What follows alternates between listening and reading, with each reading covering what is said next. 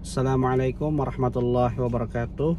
Melanjutkan pengajian kitab Fathul Qorib episode yang ke-16, Faslun wal iktisalatul masnunah sab'ata asyara ghuslan.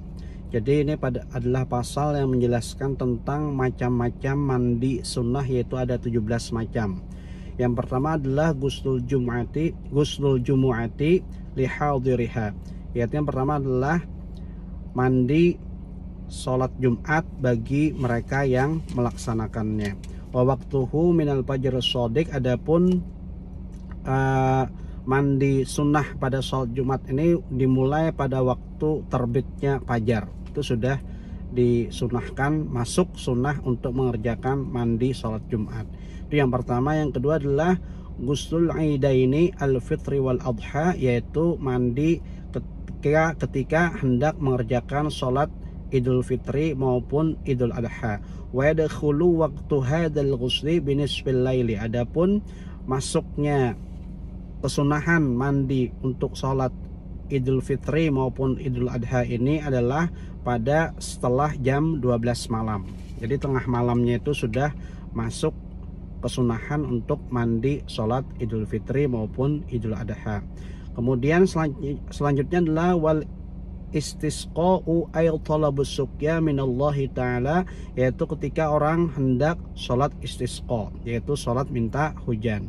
Kemudian wal khusufi lil qamari wal kusufi lisyamsi, yaitu sholat ketika hendak mengerjakan sholat gerhana bulan maupun sholat gerhana matahari. Wal guslu min ajli guslil mayyiti musliman kana au kafiran, yaitu disunahkan juga mandi setelah memandikan orang yang telah meninggal, apakah mayitnya itu orang yang muslim maupun kafir. Jadi ini disunahkan kita mandi setelah memandikan orang yang telah meninggal.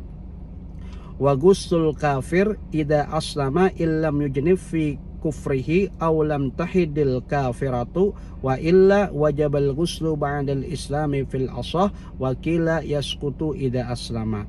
Dan disunahkan juga mandi bagi orang yang mu'allab, yaitu orang yang baru saja masuk Islam, itu disunahkan untuk mandi. Apabila dia tidak berjunub maka itu hukumnya sunnah. Namun kalau misalkan ketika dia kafir itu ada junub ataupun dia ada haid, maka dia mandi tersebut bukan lagi hukumnya sunnah, tapi hukumnya menjadi mandi wajib kalau dia ada junub. Wakila yaskutu ida aslama. Namun ada perbedaan pendapat di kalangan ulama bahwa itu masalah junubnya itu digugurkan ketika dia telah berislam. Nah ini ada pendapat, namun pendapat ini sifatnya lemah ya. Lebih kuat bahwa dia tetap wajib hukumnya mandi kalau ketika dia kafir masih meninggalkan junub ataupun haid. Tapi kalau misalkan dia tidak ada junub, tidak ada haid, maka mandinya itu ketika dia berislam hukumnya adalah sunnah. Wal majnunu wal mukma alaihi ida afaqa. Demikian juga disunahkan bagi orang yang gila ataupun yang pingsan ketika dia sadar, dia disunahkan untuk mandi. Walam yatahaqqaq minhuma inzalun fa in tahaqqaqa minhuma inzalun wajabal ghuslu ala kulli minhuma. Kalau misalkan ketika dia gila ataupun ketika dia pingsan tersebut tidak ada keluar air mani, yakin tidak ada keluar air mani, maka ketika dia sembuh dari gila ataupun siuman daripada pingsan, itu mandi hukumnya adalah sunnah. Namun kalau ternyata ketika dia tidak sadar tersebut, ketika gila maupun pingsan tersebut dia ternyata yakin ada keluar mani, maka itu mandinya bukan lagi sunnah tapi hukumnya wajib. Wal ghuslu inda iradatil ihrami wala farqa fi hadzal ghusli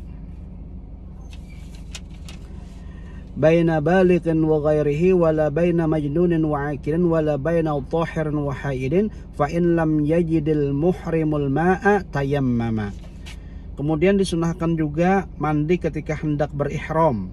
Ini tidak dibedakan apakah orang tersebut sudah balik ataupun tidak, apakah dia itu orang yang gila maupun yang berakal dan tidak dibedakan juga apakah dia itu dalam keadaan suci ataupun haid.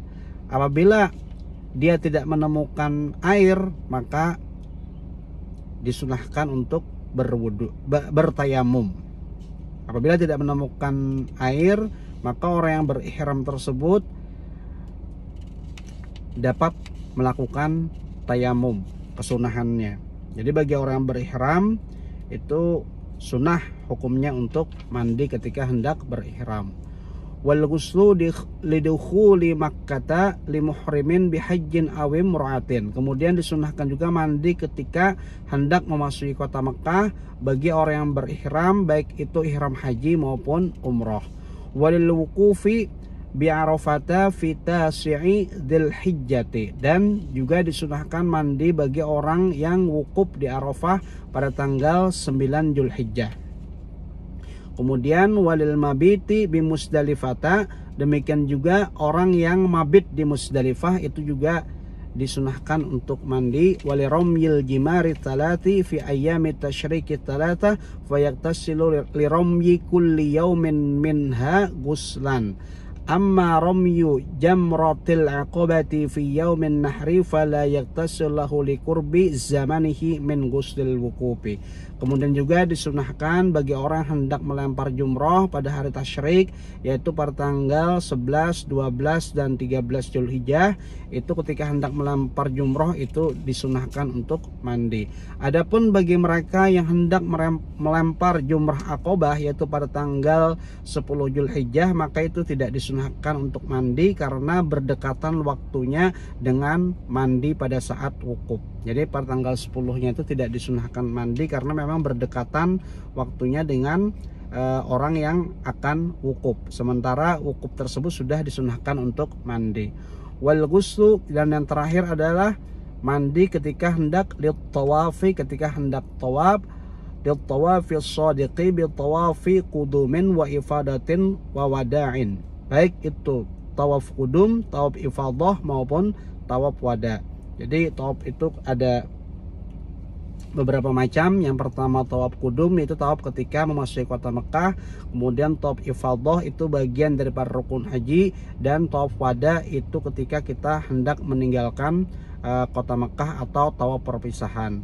Wa baqiyatul iksalil masnunati madkuratun fil mutawwalati. Sebenarnya ada banyak beberapa lagi macam-macam sunnah, macam-macam mandi sunnah tersebut, namun dibahas pada kitab yang lebih besar lagi. Jadi mandi sunnah itu sekali lagi ada 17 macam. Demikian pembacaan kitab Fathul Qorib edisi yang ke-16. Semoga bermanfaat. Wassalamualaikum warahmatullahi wabarakatuh.